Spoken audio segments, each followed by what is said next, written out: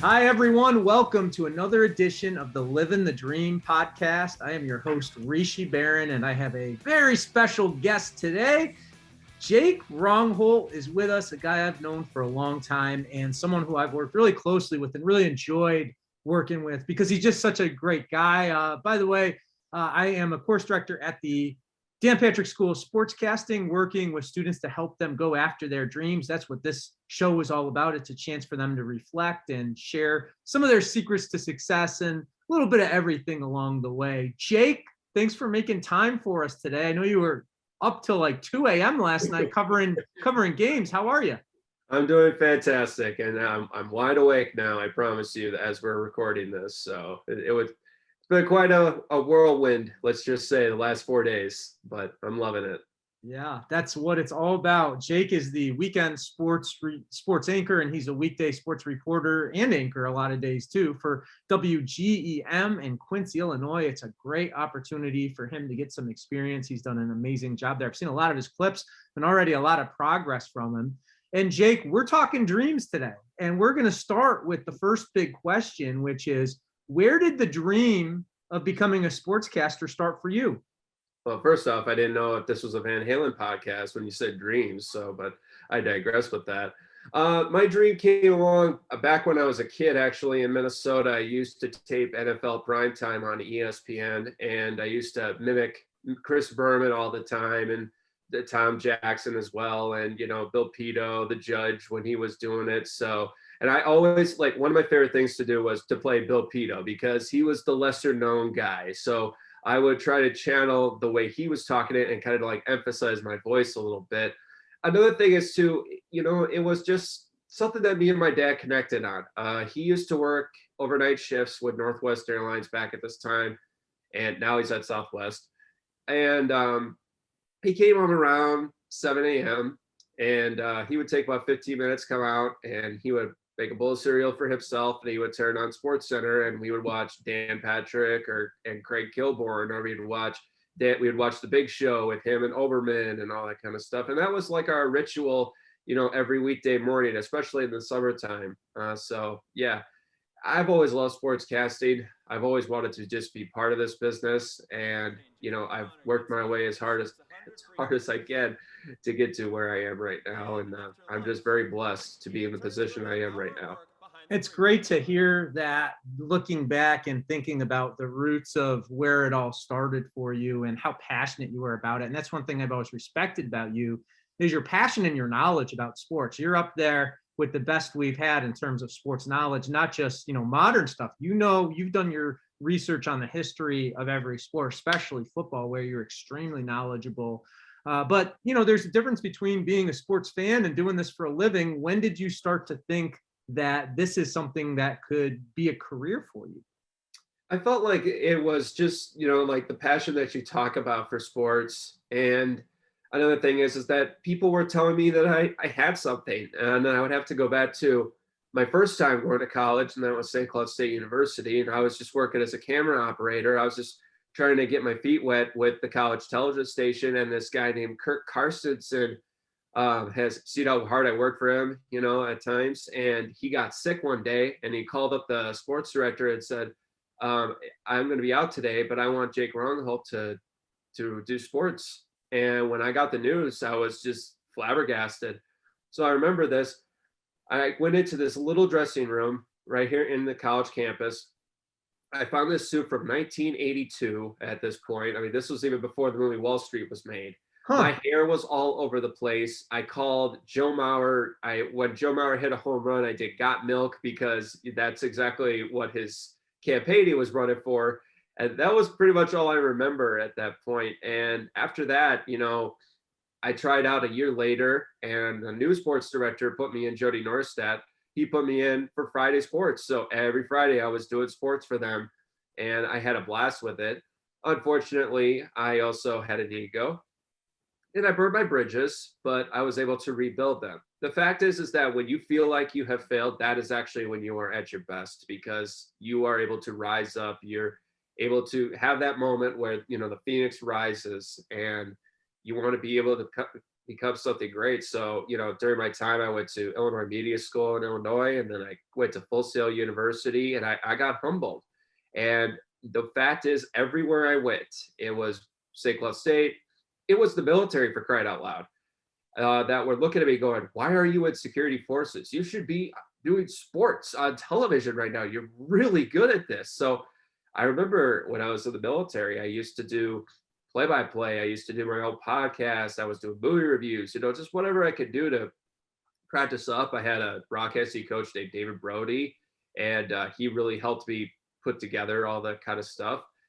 And I was just working my way up. And then when I got to Full Sail, I had a full opportunity where I was a runner. I was out shooting games at UCF. I was out, watching Full Sail. I was watching Rollins college basketball, and I was getting into the play-by-play and the baseball and all that kind of stuff. So the best thing I learned is throughout that time is just trying every little thing you could think of, because I'm very knowledgeable in football, but now I'm starting to come alive with basketball and hockey and volleyball. I mean, Rishi, I have never had a passion for volleyball until I got to Full Sail University. When Collie Ford was my volleyball analyst, I had the greatest time doing volleyball. So every time up here in Quincy, when volleyball was happening, I was trying to make that the top story, because it was just so much fun to watch, and you just see the passion in those kids. So I know I'm kind of rambling a little bit here, but that's just pretty much been the gist of it. One other thing that I really respect is how you have this hunger for just continuing to get better. You would always say to me and all your instructors, give it to me straight. I want to learn. I want to do it. Don't worry about what you say. I want you to help me to continue to get better. And you mentioned your experience in the military. We've had numerous students in our program who have served or are serving. I know that you served in the Air Force. And you were the first of, ex-military or current military to be in our program and go through it. And you've kind of paved the way for that next generation that has since then. How did your military experience help you with broadcasting? Big time. Because like I told you, that was exactly how I rebuilt the bridges that I burned. When I got off that bus at Lackland Air Force Base in San Antonio, it just felt like when I got off the bus, I felt like I just fell onto a button that said reset on it. It reset my entire life, my mindset, everything. This just felt like a new start, because I was just not getting anywhere. I was serving tables for, too many years at this point, and I was living with my folks, or I was living in a ratty apartment in Euless, Texas, or something like that. I wasn't going anywhere.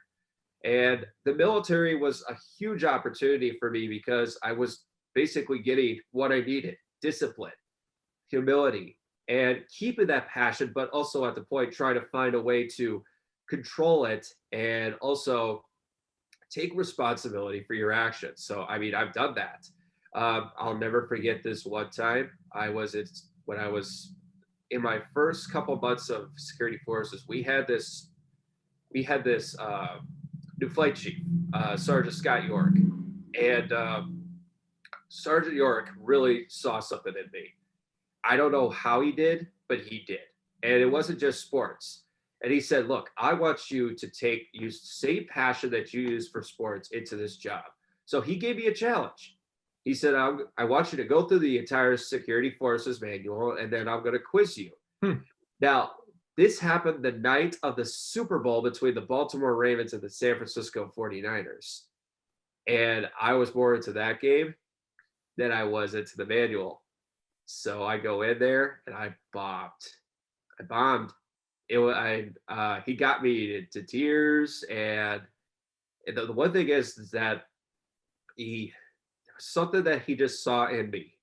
And I said, you know what, if I'm going to show this, if I'm going to make it in this, I'm going to become the best damn security forces specialist I can become. So that's when I grabbed this big manual, and I bought like 5 notebooks, and I just started jotting down notes. I didn't care what it was. I was jotting it down, and I was reading through it every night. And then a couple months pass. Sergeant York comes up to me and he goes, this is exactly what he said. Hey, Rongholt, come here. So I jump, and this is like 7 o'clock in the morning. I just got done with a 12-hour shift. And he goes, what's in that notebook there? And I pull out the notebook, I give it to him. Sorry, York, he's looking through it. He goes, okay, carry on. And then he came out and he would challenge me once a week. He would, if do you need a post briefing, something like that, and boom, boom, boom, boom, boom, and I was just hitting every mark. And I remember when I bombed out, that they went and told me to go get a trowel from the tools, and so I went down the street. I went and picked one up, and he says, "Okay, this is what you're going to be. This is where you are right now. You're gonna have, and you keep digging yourself a bigger hole." So we thought we would give you an idea of what you're doing right now. A couple months passed. He says, "You could go turn that in now," because we had big time people come out one day, about 3 o'clock in the afternoon, and I'm in charge I'm in charge of my area, and this full bird colonel comes out. Would you like a post briefing, sir? Yes, sir. Bam, boom, boom, boom, boom, boom, boom, boom. And then I get word that this was like through the entire security forces unit. They're like, "Did you just hear who gave the best post briefing?" And I looked at him and I said, "Who, sir?" "You." And I'm like, "But me?" And he go, "Yeah. How did you do it?" And I said, "Sir, I went through the manual, through the packets. I've been reading all the time. I haven't missed a step." And that's exactly what I did. And so I went from a potential burnout to one of the top patrolmen in the security forces. And then unfortunately I got hurt and things changed. But I'll never forget my time in the military. I really will not. I'm closer with them than ever before. And it just gives you a sense of selflessness. It just feels like you did something not for yourself, but for the country. There wasn't anything that you had to do except for the country, and then bettering yourself in a way that you never thought you see coming. And fast forward to today, I'm still doing that. I just feel like if you are not improving yourself little by little, then what are you doing through life right now? You're going to make mistakes. You're going to have arguments. You're going to have personal issues. You're going to have professional issues. How do you rebound from that? And that's exactly what I've had to do. Yeah, that's so important. And there are a lot of times in this business when things don't go your way and you get that gut check and you get that time when you might doubt your own confidence, your own self-confidence, because you're trying to do so well and maybe you made a big mistake, whatever. But you always have to have that inner strength to believe in what you've been taught, to believe in the person that you are. And that's what carries you through. And that's what it sounds like carried you through in the military and also now in your career. And I saw it from you on Full Sail, Jake. And how did you end up at Full Sail? Oh, that's an interesting story.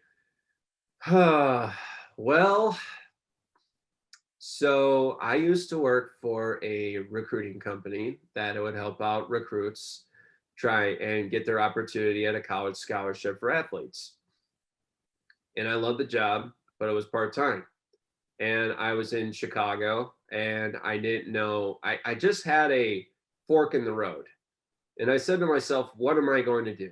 Am I going to stay here in Chicago, or am I going to take a chance on this Dan Patrick School of Sportscasting that just came up? I mean, this just came out, and I was listening to I've listened to the Dan Patrick show since 2009. Haven't missed a step. I've listened to every episode. I just listened to it today even. And he was talking about this school, and I said to myself, what the heck is this? So I did my research. I went through it. I talked to a bunch of members at Full Sail, and then they patched me over to Gus Ramsey. And I was able to talk to him. And he said, when can we see you? And I was like, okay. So we planned it out. And we finally got down there in March. And I was able to have a meeting with him. We were about to move into my new apartment and all that kind of stuff. And we were sitting outside of that little what was it? That little garden Like area. the Zen garden? Yeah, the Zen garden. Yeah. By ourselves, I might add. By ourselves. It's like 3 o'clock in the afternoon. And it's just me, Gus, my father, and I'm just listening to Gus and my dad talk back and forth, back and forth. It's like ping pong at a point, and I just sat back and I listened. But I liked what I was hearing from other alumni at Full Sail. I was reading some of the reviews. I was talking to some of the members there, and they just said that it's the best thing about this place is how interactive they are with you, how hands-on they are with you. And I was wondering to myself, okay, how long do I have to do this? And there was a 20-month program, there was a 29-month program. Well, honestly, my post 9/11 bill helped, and the 20-month program seemed more lucrative. And you know me, Rishi, because this is exactly what I did throughout every class when I was at Full Sail. I stayed after every single class to talk to you guys, to pick your brain, because I felt like I could not do that virtually. I had to do it in person. This was before the pandemic, and I got lucky on that point, but that's what I wanted. I just wanted to be upfront and honest, one-on-one with them, because the fact is I'm an introvert, and and I'm in an extroverted world of sportscasting, but I am just very good with one-on-one conversations. And I just feel like I get the truth out of people when I do that. And that's what I did. And that's why I stepped up and did the extra work by staying after class at that point, because if you're going to do this, you got to do it right. And you got to be able to hit your strengths. And that was one of the things I did. You brought up a good point too, and the fact that you are an introverted person, which, by the way, I wouldn't know, because you're so good at expressing yourself. But there's a lot of people like that. I'm like that too, in a lot of ways. And I think that's a good thing to talk about, Jake, is how has this program helped you, being someone who considers himself a natural introvert, to be more expressive and better at communicating because of all the work you had to do that on camera? The first thing you have to do is you have to ditch your ego. Every time you walk through those doors at Full Sail University, that ego was gone. I left it out there with a sandwich, and I basically said, "I'll be back. Don't wait up," basically. And that's the thing you got to do. You cannot believe that you are the best at what you're doing. You are just like every other student. Everybody has their strengths. Everybody has their weaknesses. You can have confidence in yourself. You can, be blessed with the talent that, I was able to, for some reason inherit. But you got to ditch that ego, and you can't believe you're better than anybody else. You have to be able to help others. You have to be able to assist when you need it, because that's how you build relationships, because you never know. You never know where the likes of Taylor Schaub or Tyler Bronski, Chris Burns, Carly Ford, Adrian Donnelly, where they're going to be next. And those were the people I got the closest with, because everybody was there for a reason, and everybody is achieving their passion right now. And that's what really made me happy about that, because we used to, go out after school and all that. And I'm an introvert, so I had to open up a little bit, had a drink or two or something after we got done or something like that, had a good time. And, we're just able to hang loose and just understand, everybody was here for that reason, including you. Just be yourself. And that is the fact, is that being yourself was probably the best thing I did. I knew I was going to be frustrating at times. I knew I was going to change the subject at times. But guys like you, Gus, and Jeff Radcliffe, and Debbie, and Mac McDonald, you just saw something in me. I think it was back when Mac was telling everybody, "Did you just see what Jake did about Bernard Hopkins?" And it was like a Sergeant York moment, because it came out of nowhere. Like, everybody was talking about my final project about Bernard Hopkins. And I'm like, I'm just doing what I'm passionate about. And you can ask my parents this, you can ask my girlfriend this, you can ask anybody. I'm not afraid to talk in public. I'm not. And I'll get nervous. I love it because it's in my wheelhouse. It's what I'm passionate about. And I think that's just what really helped me and made me better at what I did. I mean, I remember when I took a picture with Reese Shoney. And it also goes back to Gordy Hershiser. Gordy used to make fun of the way I would position myself when I stand up. I was standing up like I was at attention in the military. And so he tells me, you need to loosen up a little bit. All right. Bring those shoulders down and just come on. Just tell me how Jake Turner, but not anymore, Jake Rongholt would tell sports. And that was the best thing, was that you, Gordy, Mac, and Gus all said, ditch Turner and be Rongholt. And that's what really helped me become myself for the first time in a very long time. And I remember the final project with Gordy, and we did a picture and we did that add attention thing. And every time I look at that picture, I just say to myself, God, how uptight was I when I first got to Full Sail? I didn't understand it. Well, but I'll tell you what, you grew, and that was the thing about you. And we would always say, like, Jake, you pay attention to these little details. It's going to help you. And you did your best to do, and you got there. And now you watch yourself. I watch you, on WGEM, and I'm like, man, this guy's pretty polished. And it's because you found, as you said, you were able to connect within who you are. You found your voice, and you've been able to express that. Another thing you did at Full Sail, Jake, was you got not only involved in a lot of the extracurriculars at Full Sail, you kept doing a lot of your own stuff, the Pack-A-Day podcast, the Orlando Magic, and all that. And we always tell people it's more than just doing the minimum and just doing what you're supposed to in class. It's about doing more. And you did as much as anyone. How did that help you once you got into the business, having those additional experiences? I think it was just, building up my Rolodex, and also just understanding that there is another support system out there. And, I have two support systems. I have my family, my girlfriend, guys at Full Sail, you guys, of course, and then I have the outsiders, the ones that, took a chance on me. And it was a simple thing. Andy Herman was looking for people to do this new thing called the Pack-A-Day podcast. And for about a year and a half, that's what I was doing. And I was working with Mark Eckel, who was, done this for like 30 odd years with the Eagles at that point. And he's also a diehard Packers fan. We still talk like once a month. And I think that's what needed, because I remember in 2009, I met this guy, and his name was Eric Wilson. Eric Wilson, we were in Los Angeles. We were at the Los Angeles Airport Marriott, and we were there for a sports casting convention, basically.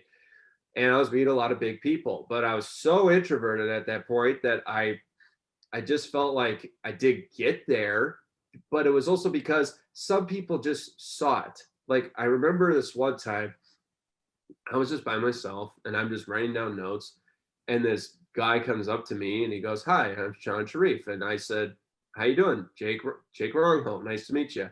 And he started just like picking my brain a little bit and talking to me like for like 20 odd minutes. And, I'll look him up sometimes on Instagram, or I'll post something to him on Facebook, and he always responds. It was the same thing with David Brody as well. But it's just those things. It's paying it forward. And my friend Eric Wilson was paying it forward with me. And that was the best thing. Like, he called me up and he said, "Hey, Jake, me and our late friend Alex, God rest his soul, we're doing this Orlando Magic thing." And I said, "Okay, what do you need from me?" And he goes, "Well, you're going to have a chance to go into the locker rooms and, interact with the players, talk to Steve Clifford when he was the coach back then." I jumped at the chance, and I called up. The first thing I did was I called you, I called Gus, and I called Jeff Schetzel, and I said, "Does this sound like a great opportunity?" I remember what Gus said. He said, "As long as this does not interfere with what you're trying to achieve here at Full Sail University, go for it." And that's exactly what I did. So I was juggling Full Sail, Orlando Magic. I'm not getting paid a dime. I'm paying the parking garage fees. I got my own suit on, and I, go buy my own tape recorder and all that kind of stuff. And I am just sitting there taking down notes, tweeting, writing down stats, talking to Eric, talking to a couple other connections around the Orlando area. And that really helped me. Getting into a locker room really helped me because I became more confident when I am interacting with high school coaches right up here in Quincy. I'm not afraid. I'm not afraid to text them. I'm not afraid to talk to them. And we don't need to be friends just as long as we are professionally courteous to one another, and I get what I need out of it and you get what you need out of it, and we're good to go. The fact is, don't try and make it a goal to be friends in this business. Try to create people that will respect you when you leave, because then you will meet people like Andy Herman, Eric Wilson, who give you these opportunities. And the funny thing is, Andy, after a year and a half, he said, we're going to go another direction. And I said, okay. I wasn't getting paid for it. And I took it a little hard, but I called you. And you said, and the first thing you said to me, Rishi, was, are you getting paid for it? And I said, no. He goes, then you should not worry about it. You should be understanding that this was just reps to becoming better at your craft. Yeah, and what a great opportunity for you. I mean, you got so much out of it. And just because you didn't do it for the rest of your life doesn't mean you didn't take a ton out of it moving forward. And I know you took a lot out of the curriculum at Full Sail as well. What were your biggest takeaways from the program that have translated into success for you in the business? Whew, that's a tough one. There's so much.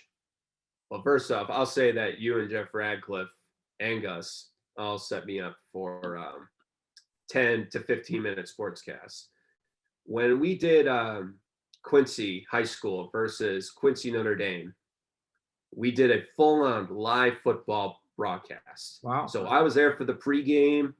We were talking football back and forth. I'm trying to learn about these teams, putting together stories, all that sideline reporting. I have a notebook out, everything like that.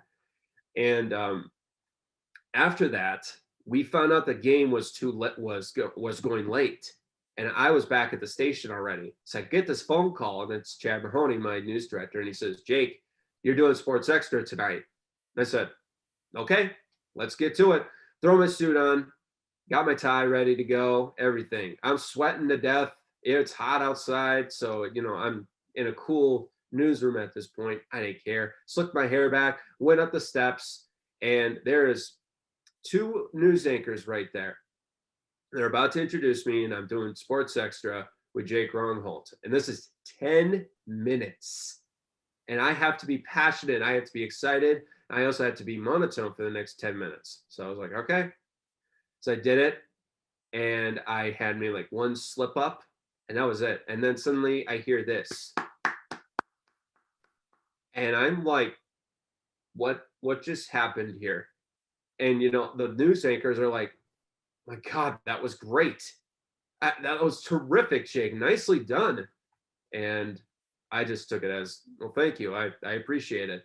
Because the fact is, when you get those compliments out of nowhere, you just got to be humble about it, but not too humble. Not like, oh, thanks, I appreciate it. Oh, it's like, oh, thank you. I appreciate that. Just a little smile and all that kind of stuff. But that really set me up, because it wasn't just that. I have done Sports Extra about 6 times since being up here, and they've all been 10-minute sportscasts. And I've been right in front of the camera, and I've been doing it with one of our other guys, Brendan Reedy, or I'm doing it with Tony Cornish Jr., our sports director. It came to a point that I was impressing my news director so much and Tony, that they wanted me to be part of the Sports Extra, where I was doing like baseball highlights that I shot, and it was like 2-3 minute intervals at that point, and we're still doing it to this day. And that's one thing, is the less you hear, the more opportunity you get, the better off you will be. And that's what I've gotten. I mean, I have dipped my toes in every single pool I could think of at this point. I have covered volleyball, soccer, boys and girls, men and women's, volleyball, basketball, football. I mean, football, I got the luck, because of the pandemic, to cover every single sport in this area. So I'm one day up in Iowa, one day I'm in Missouri, one day I'm in Illinois at that point, and we are doing all the sports. And some of them didn't even have postseason, but we're doing it. So I went through that, and it actually set me up for what we did this year a lot more. And it's just because of great management by Jan Mahoney, my content creator, Ben Nyson, and Tony Cornish Jr., my sports director. If it wasn't for those three, I don't know where I would be right now in this job. Well, I'm glad all those reps paid off. And you're right. When you get those reps in school, it instills itself in you. It's like, I don't want to use the cliche riding a bike, but it's like taking batting practice every day. And at a certain point, you get that hand-eye coordination. Same goes with your performance. And you can see it in your work that, the reps you did in school put you ahead of maybe where you would have been otherwise. Definitely put you ahead of where you would have been otherwise. Also, the one thing that a lot of people will get out of this is managing time. You're not going to get it at first, but you are going to learn as you go through your job to manage your time. You're going to get better with putting up online work. You're going to be better with social media. You're going to know, okay, this is going to be a 45-second highlight tonight. Okay, well, I'm not sure. Should I make this a top story? Okay, that's when you have to do communication, because this is a communication heavy business. And as long as you have that, the sky's the limit with how you can take this. But what I do appreciate is that at first, my sports director was always looking over my stuff on Saturday and Sunday, making sure the rundown was ready to go. He's just come, I hear nothing from him, and it's great.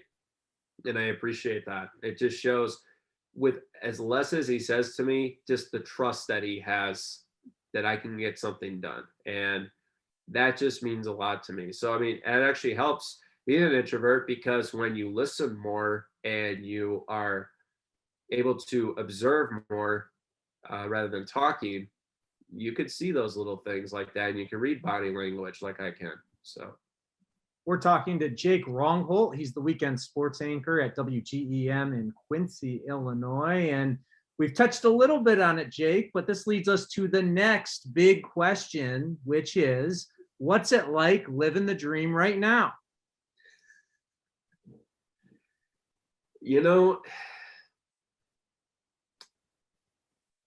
It's the dream.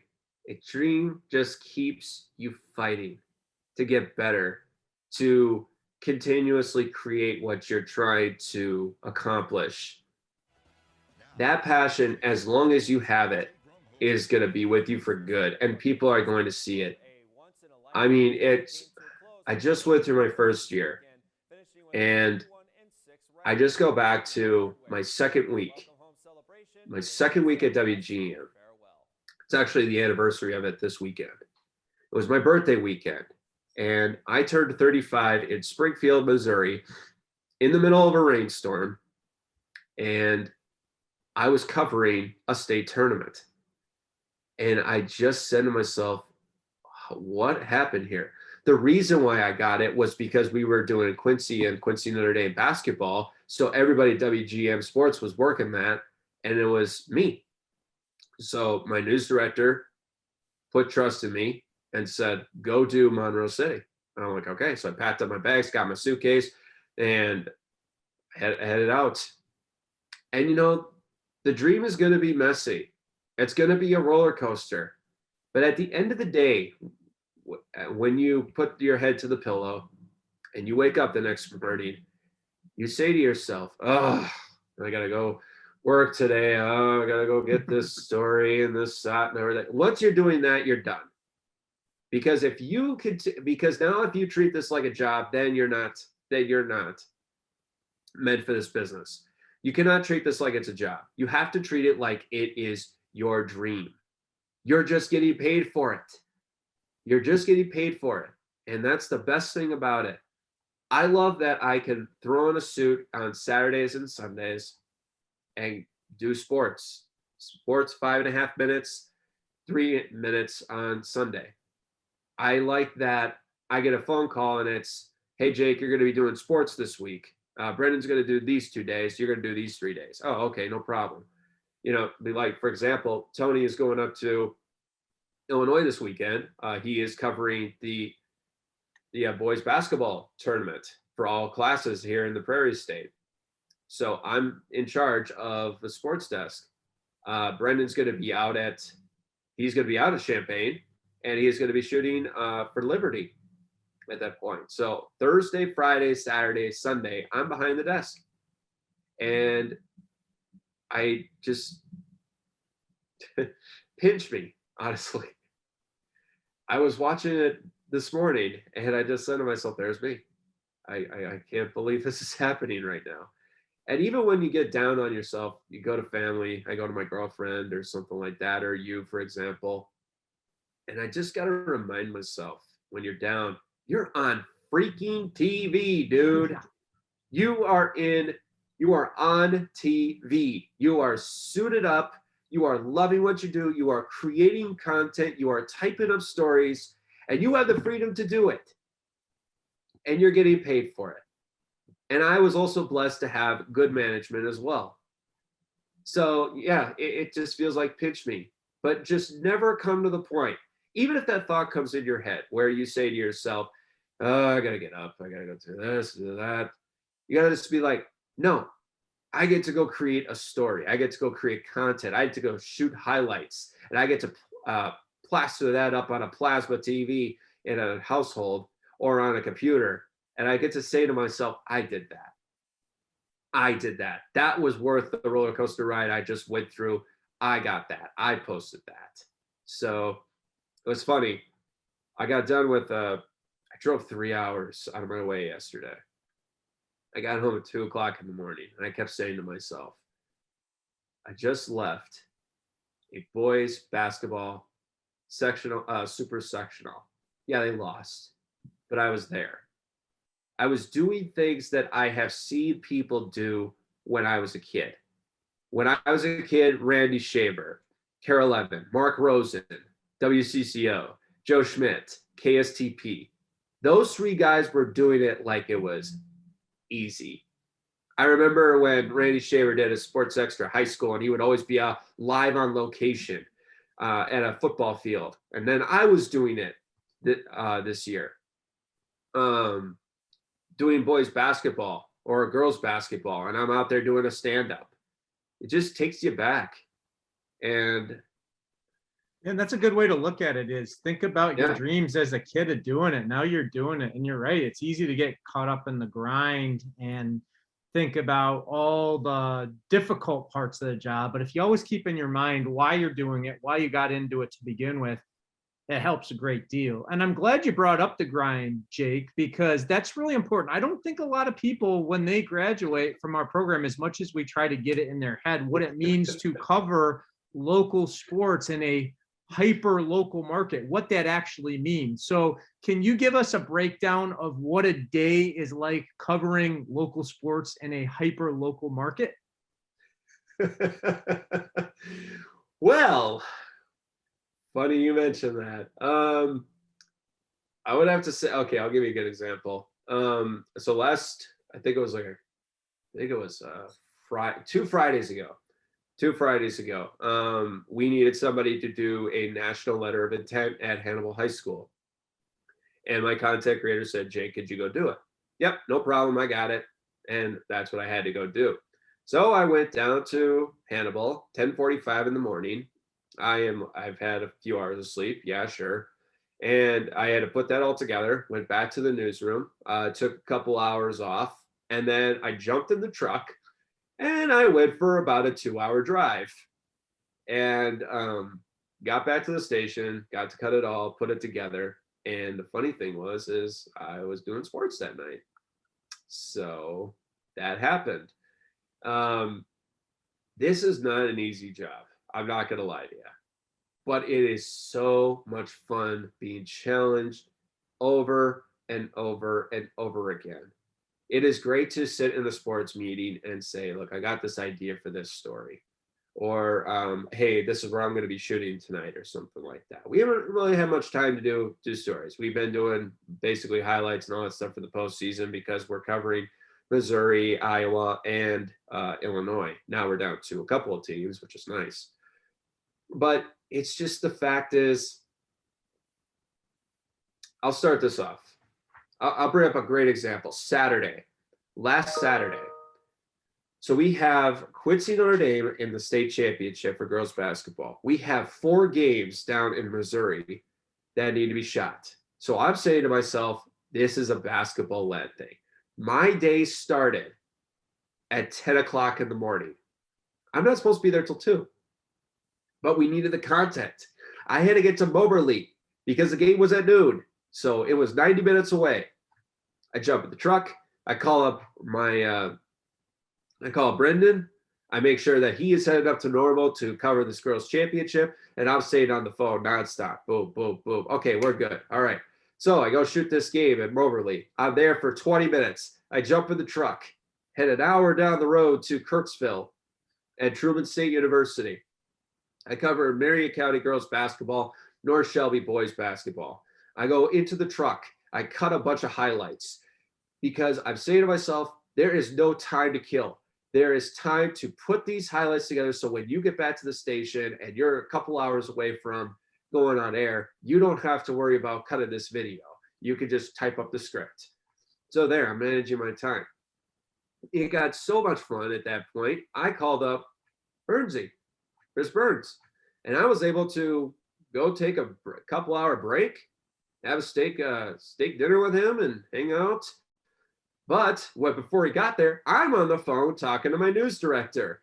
I'm calling my news director. I'm calling up Ben. I'm calling up Brendan and everything. And we're all trying to make sure that this goes according to plan, because when I get back into town, I expect to have this Q&D highlights. I expect to have Q&D SOTs, because this is a state championship. This is huge. This is like one of the biggest stories of the year.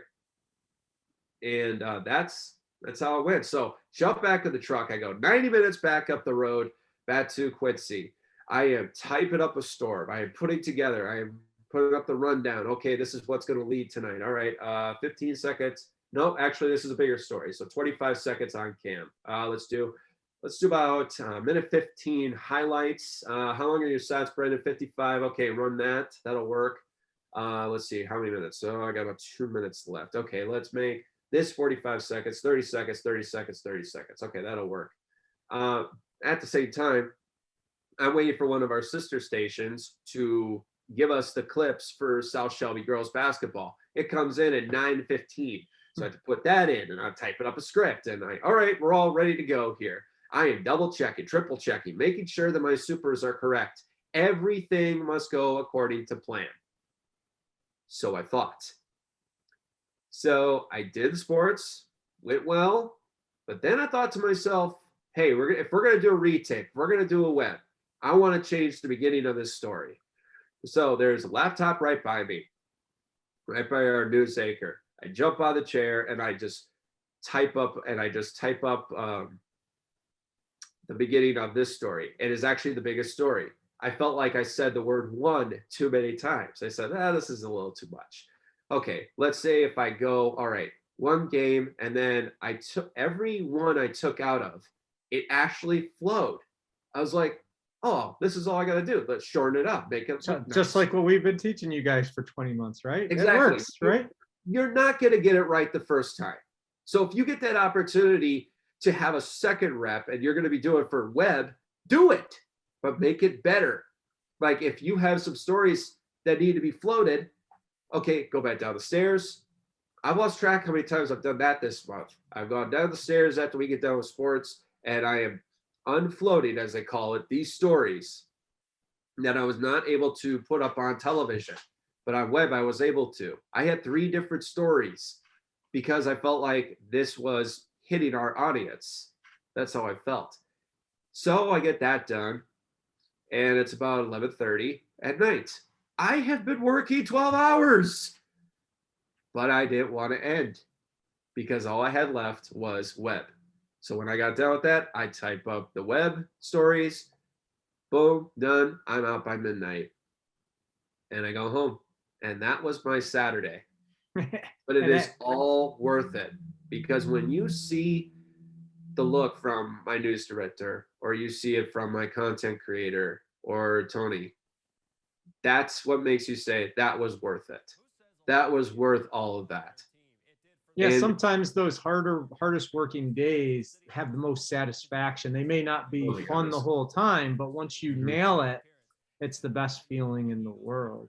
And you It talked a lot is. about the creative process, how you're kind of in control from start to finish, not only in a lot of small markets, but really in a lot of big markets these days too, as stations are trying to, how shall we say this, make better use of their resources to save a few bucks. What's it like going through the creative process from start to finish? And when I say that, I mean, you're shooting, you're editing, you're writing, you're anchoring, you're reporting, you're doing it all in one. What's it like having total control of that? At first, it's scary. But after you do it the first time, you're just going to get better. You're just going to get better. You're just going to understand, okay, I made this mistake. All right, let's fix that. Let's make this a little bit better. And it's just all about communication. That's number one. Be aware of what this guy is doing, what this guy is doing, so you can be able to put up a quality sportscast because you're running it. On Saturdays and Sundays, I'm running the show. And I got to say to myself, how do I do this? Well, you start with the content creator. The content creator, he creates a schedule. And then you talk to him and you say, okay, this is my schedule. Before I even walk out the door, I tell him, all right, I'm going to go shoot this, shoot this, shoot this. What do you think? All right, I like that. Make sure you take a break for yourself. Okay, no problem. Jump in the truck, off I go.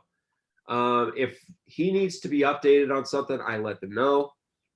And at the same time, I was checking up on Brendan at the same.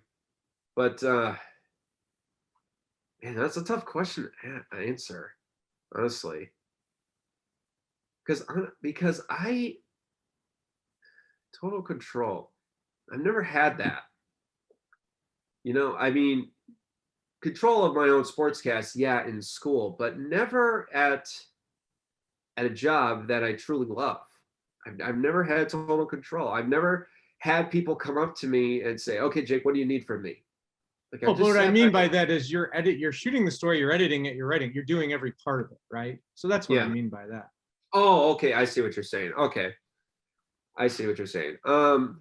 So the process is, first off, making sure that all the parties are aware of what's going on. Now, I could talk to these guys 3 days before. They'd be like, yeah, we're good to go for 3:30. Okay, great.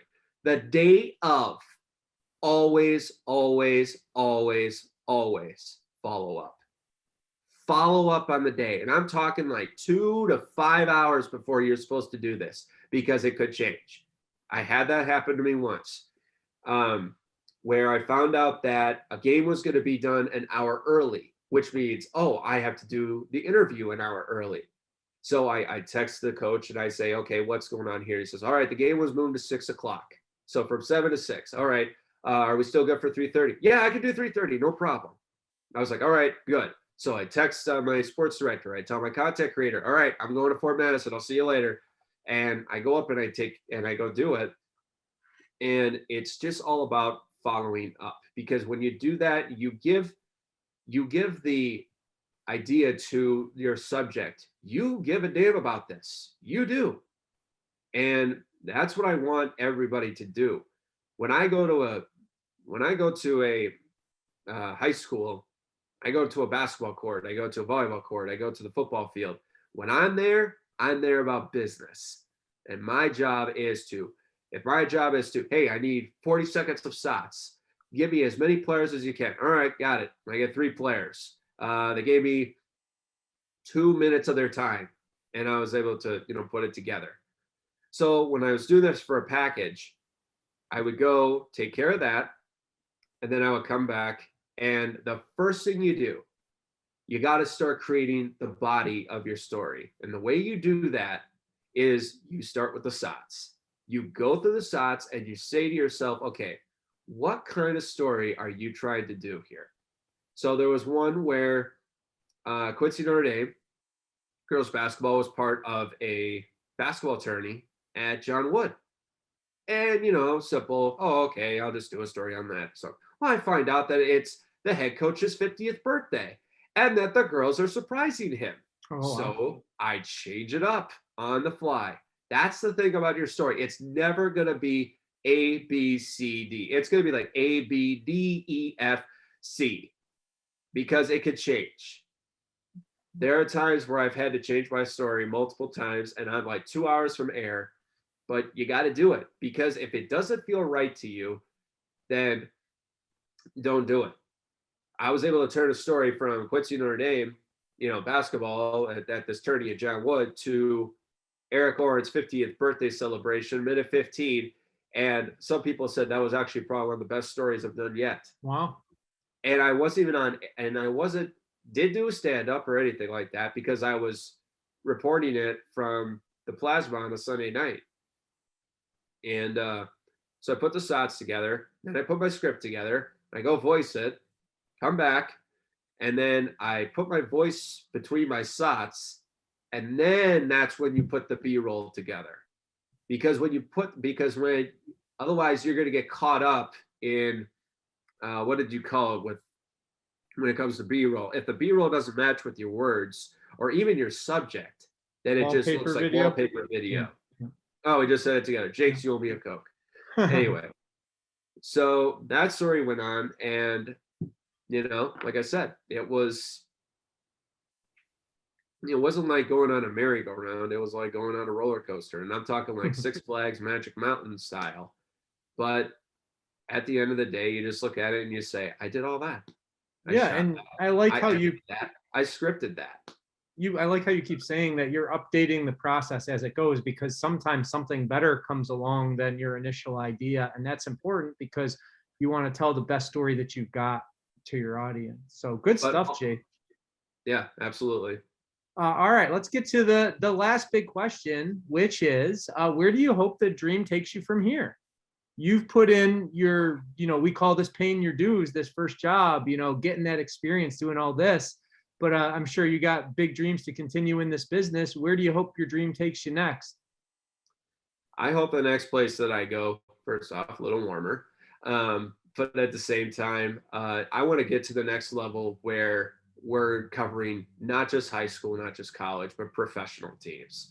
I want to get to that point where I have the first meeting with the sports information director for college, like I've had here at QU.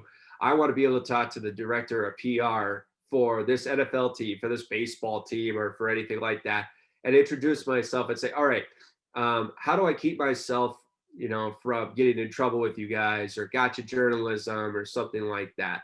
It's about just building another foundation. I've built a foundation here at Quincy in a year, and it's going to come to that point where I'm going to have to start putting out the blueprint for the next one. But I want to go to the professional. I want to go to the top. Honestly, I do a radio appearance every Monday, and it's 10 minutes, but I put it together because now I'm going to start putting together an air check, because I feel like if it's not TV, it's radio. If it's not radio, it's play-by-play. And that's what I want. I want to be a Swiss Army knife. I said that from day one, and I said I wanted to be the successor to Al Michaels. It's not going to happen, but that's how high my goal is. I want to get to that elite spot where I am the guy for the play-by-play, or I am the number one guy in this market, or something like that, or professional sports leagues or teams are calling me up and say, hey, this is what's happening right now. Are you going to report on it? Yeah, sure. Let me just go with my other source. So right here, it's like putting together. So right here, it's the foundation. But now I need to start building off of that. So what I've learned in Quincy, I take with me to the next job, and then so on and so on and so on. But I'm never going to feel complacent. And I'm never going to say to myself, okay, this was good enough for me. No. And it may take time to get to that top, but it's worth it. It is worth it. And I want to go there. I don't care what I am known for, but I want to be known for something before I pass on. That's great. I love your attitude about just continuing to work, get better and better, continue moving in the right direction and building off of each experience to the next experience. That's fantastic. Another thing is too, here's another reminder to your students. You're going to have your good days. You're going to have your bad days. But at the same time, when you walk out that door and you say to yourself, I put up something today, that's what matters. And if you make yourself better every time you walk through those doors, like I've been doing at WGEM, or like Chris is doing down at KTVO in Kirksville, you're going to go somewhere sooner than you think. Awesome. That's Jake Rongholt from WGEM in Quincy, Illinois. Jake, we're to the lightning round. I didn't tell you about this, but seven questions, and they're all dream related for the Livin the Dream, right? So, quick answers with these. We'll go through all seven of them. All right, dream Super Bowl matchup. Dream Super Bowl matchup. Well, now I want the Green Bay Packers against the Denver Broncos. I want Russell Wilson against Aaron Rodgers. So give me that all day, every day. So love it. For those of you who don't know, Jake is a big Packers fan, and that leads to my next question. Dream Packers big three. And what I mean by that is a quarterback, a receiver, and a running back who've ever played on the Packers. You've got to pick one for each position. Go. A quarterback, a wide receiver, and a running back. That's what you want? Yeah, and they have to have played for the Packers or are playing for the Packers. So give me your number one at each position all time. My quarterback, because I was able to actually see him when I'm alive, Brett Favre. Wide receiver, I would definitely have to give it to Sterling Sharp. And then my running back, let's see here. That's a tough one. I want to go back in time because I just love the way this guy ran the football. He was with Paul Hornady. That was Jim Taylor. Jim Taylor was one of my favorite players to watch when I was going through the nostalgia of the Green Bay Packers. I remember when I was a kid and there was these stack of Packer yearbooks that my dad had, and I would read every single one. Stats, scores, stories, you name it, I was looking at it. And that's how I was able to learn about the Packers at that time. And then I watched NFL films and I saw this guy named number 31, and I went, Dad, who's that? And he goes, never heard about Jim Taylor? Come on, Jake, this is the Lombardi power sweep. Well, that's... seal here, seal here, out the way, in the alley. I was like, okay, Dad, I got it.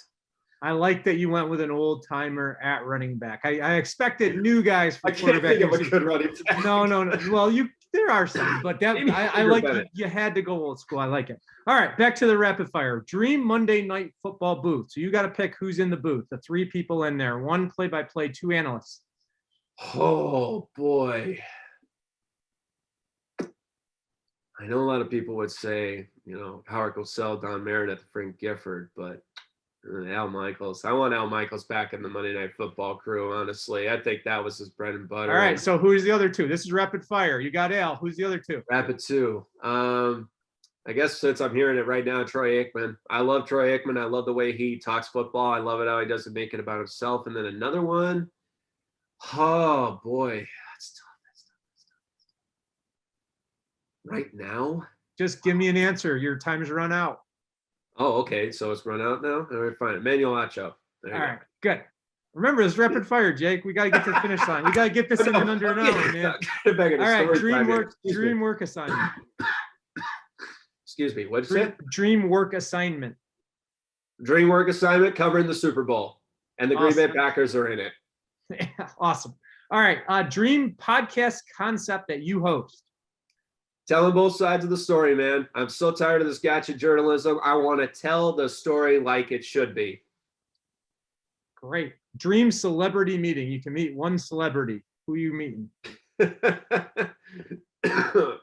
Al Michaels. I already met Dan Patrick. That's already off my list. But it has to be a tie between Al Michaels or Chris Berman. All right, last one. This NCAA tournament's coming up. Dream NCAA tournament man cave. What do you got?